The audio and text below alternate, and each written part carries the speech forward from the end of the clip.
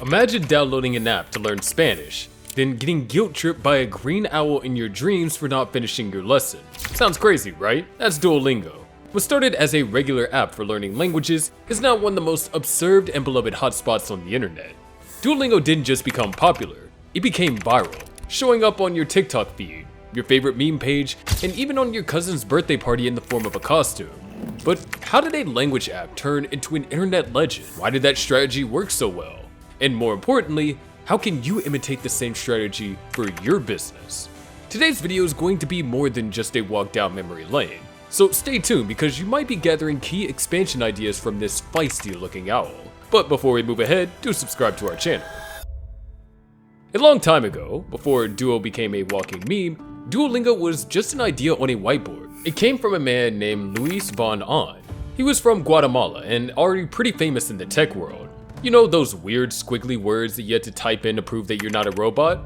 That was his thing. But one day, Luis started thinking about something bigger. He wanted to make learning, especially learning new languages, free for everyone. So in 2011, Luis teamed up with the Swiss computer science student named Seravin Hacker. Together, they created Duolingo. They weren't thinking about TikTok or memes or owls just yet. They wanted something that felt like a game, but actually helped you learn. And people loved it. You could earn points, level up, and even compete with your friends. It felt fun, which is rare for anything that involves grammar. People all over the world started using the app. It was colorful, easy to use, and didn't cost anything. That made it special.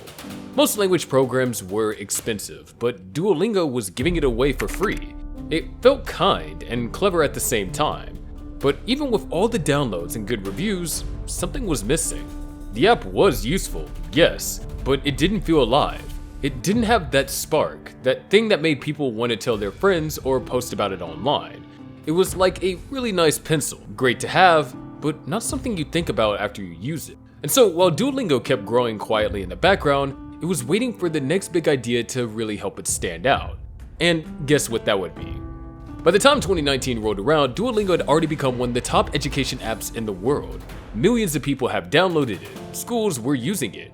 Kids and adults alike were learning French, Japanese, German, you name it. From the outside, things looked amazing. But inside, the company was starting to see a pattern. A lot of people downloaded the app and then forgot about it. Or they used it for a few weeks and moved on. It wasn't because the app was bad, it was just easy to ignore. There was nothing pulling people back. No emotion, no special feats, just lessons. Soon, it was 2021. Duolingo was still doing okay. People were using the app, learning languages, and earning their little digital trophies. But something was missing. The app was helpful, sure, but it wasn't exactly fun. It didn't make you laugh or want to share it with your friends. The team began to realize that if they want to keep growing and really reach people, they had to change something. Not the teaching part, because that worked fine, but the personality, voice, and feeling of the brand. Because let's face it, people don't fall in love with software, they fall in love with stories, characters, and fun. So the team started asking some big questions. What if Duolingo could be more than just an app? What if it could make people laugh or surprise them? What if it could be a little bit weird? They didn't know it yet, but they were about to unlock something huge. Something that would take them far beyond grammar and vocabulary. Something green, fluffy, slightly unhinged, and ready to take over the internet. Little did they know that the special effect that they were looking for was not a thing, but a she. And actually, not a woman with years of marketing experience, but a girl. Yes, 23-year-old Zaria Parvez.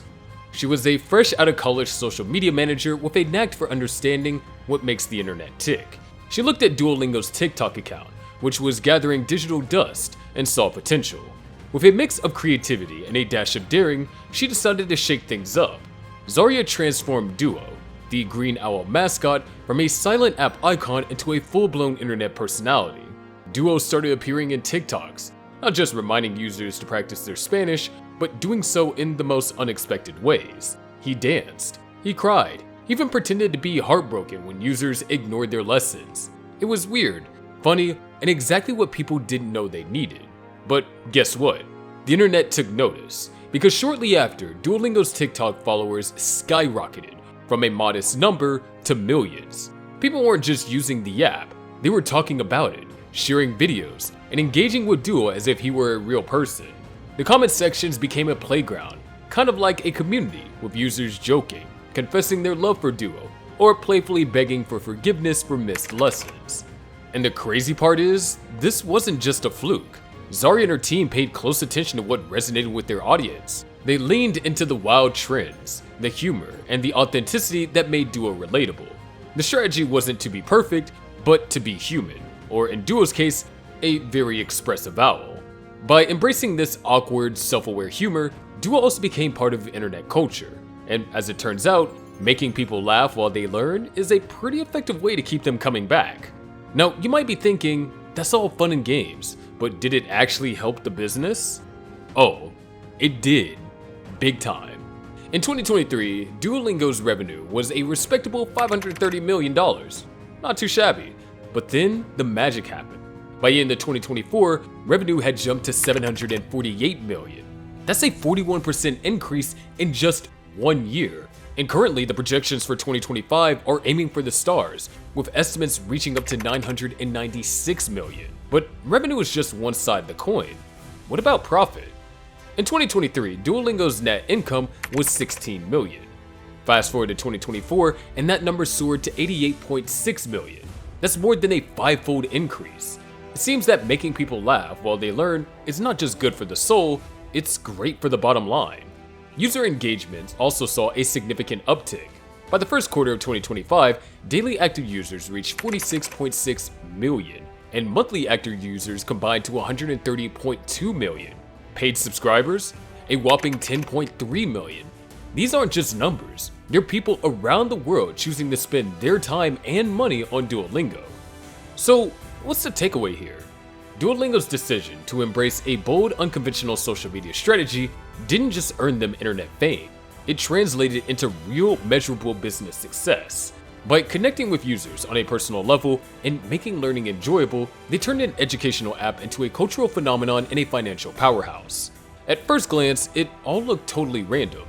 A giant green owl popping up on TikTok, threatening people for skipping their lessons, crying over pop stars, sneaking around office corners, and even twerking in costume. Most people watched probably thought that Duolingo had completely lost its mind. But the truth is, there was a very smart plan behind all that madness. Duolingo knew they had something good. People liked the app. It worked.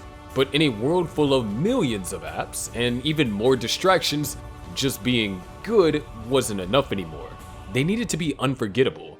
So instead of trying to look perfect and professional like most companies, they did something brave. They chose to look real. The plan was simple, but bold. Stop acting like a business and start acting like a person. Or, well, like a very emotional owl. Duolingo's team understood something that many brands still don't. Young people, especially Gen Z, don't want to be sold to.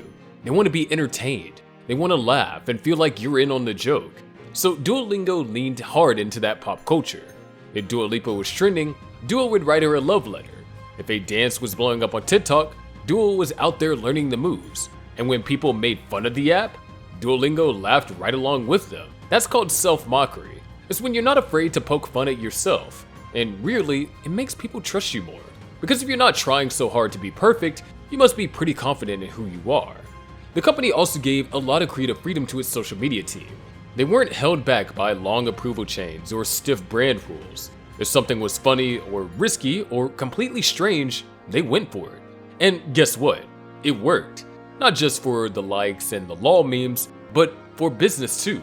By choosing to act more like a troublesome friend than a corporate app, Duolingo built something deeper than a brand. They built a voice, feeling, and personality that people could connect with. And that's why their videos didn't just get watched, they got remembered. That's when the numbers started to grow, and never stopped since.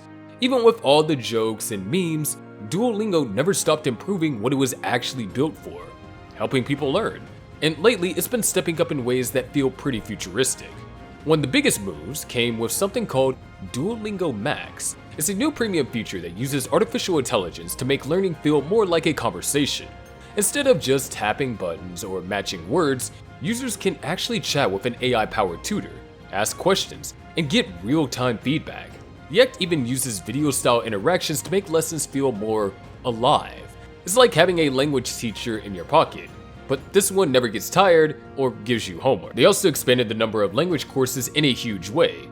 Thanks to AI tools behind the scenes, Duolingo added over 100 total courses, accelerated by AI tools. They weren't just copied and pasted lessons. They were tailored and smart, and in many cases created by AI models that could adjust based on what people needed the most. But the fun didn't stop at languages. Duolingo started branching out. They added math, then music, and recently they even introduced a course on how to play chess. So now you can learn Spanish, solve equations, read sheet music, and plan your next checkmate all in one place. They also teamed up with Netflix to capitalize on Squid Game's popularity to promote Korean. No formal collab confirmed. This wasn't just clever, it was perfect timing. People who were already fans of the show can now learn Korean while getting excited for it. That's just how Duolingo stays part of the conversation. And of course, Duo the Owl is still everywhere online. Still dancing, crying, reminding you very dramatically to finish your lesson. There's something kind of wild about the idea that a language app became one of the internet's most beloved characters. But when you look closely, Duolingo's success actually makes a lot of sense. They didn't try to be what everyone else was. They didn't try to be perfect or smooth. Instead, they leaned into what made them different. All the fan-savvy things that you could think of. Weird, funny, and above all, honest.